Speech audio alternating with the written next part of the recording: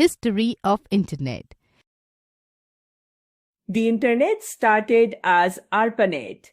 In the late 1960s, the US Department of Defense established an agency called the Advanced Research Projects Agency, ARPA, to conduct research in various fields, including defense.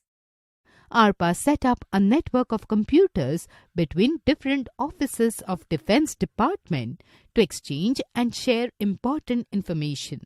This network of computers was called the Advanced Research Projects Agency Network, or ARPANET.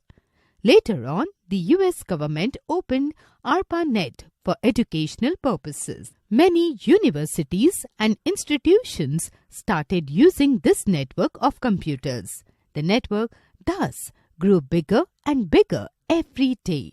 This led to the birth of the Internet. The Internet now has become a necessity in our lives.